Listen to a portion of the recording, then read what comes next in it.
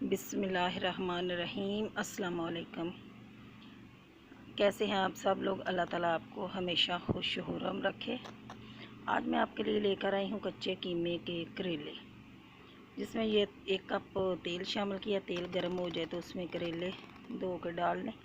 और करेलों को मैंने धो के काट लिया था, इसके बीज निकाल लिए थे और इसको पानी इसका सारा निचोड़ लिया था। नमक लगा के रखा था 1 घंटे के लिए, तो पानी निचोड़ लिया था। करेले जब हल्के ब्राउन हो जाते हैं तो उसमें प्याज शामिल करेंगे। प्याज 2-3 हल्के मतलब मीडियम साइज़ के काट लें, बारीक बारीक वो शामिल कर लें।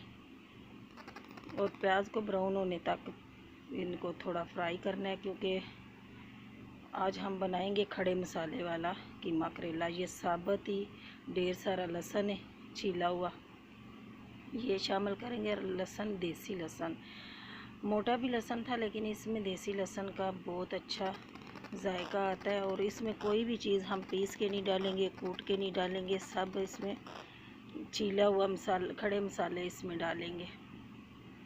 ये देखें लहसुन भी हमारा हो गया, मतलब हो गया बिल्कुल नरम। और प्याज भी इसमें डालेंगे, टमाटर। अब टमाटर से ये क्या होगा कि लहसुन भी बिल्कुल और ज़्यादा नरम हो जाएगा, और जो प्याज है ना वो भी। और जब तक ये थोड़ा सा इसको ऊपर ढक देंगे ताकि टमाटर हमारे गल जाएं। ये तीनों चीज़ें करेले के साथ इतनी मैश हो जाएंगी कि कूट के डालने की ज़रूरत ही नहीं आपको पड़ेगी। ये साबुत जो मसाले हम डालते हैं ना, इसका एक अपना ही जायका होता है। आप डाल के देखिएगा, कूटे हुए मसालों से साबुत जो डालते हैं ना, इसका बहुत अच्छा फ्लेवर आता है। आप लोई की मदद से आप इसको प्याज को और ये जो लहसुन साबुत डाला हुआ है ना, इसको नरम कर सकते हैं।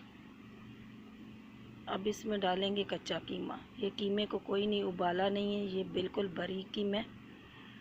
मशीन से मैंने घर में गोश्त को धो के अच्छे से इसका कीमा किया हुआ है।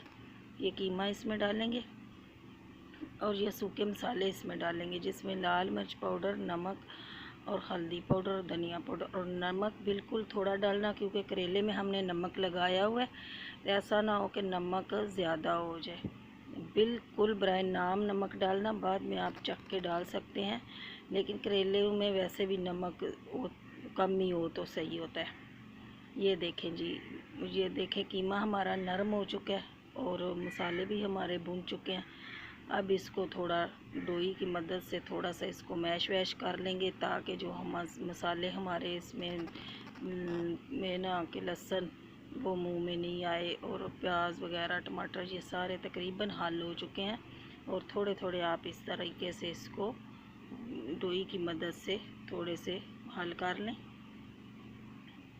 ताकि जो करेले भी बड़े बड़े आपको नज़र आ रहे थे ना, वो भी छोटे हो जाए। मसाला सारा हमारा, ये देखें जी, बिल्कुल तकरीबन हमारा कीमा पक चुका है। अब इसमें डालेंगे 3 से 4 हरी मिर्च, ये डाल लेंगे। अब 2 से 3 मिनट इसको पकाएंगे, फिर डिश आउट कर लेना।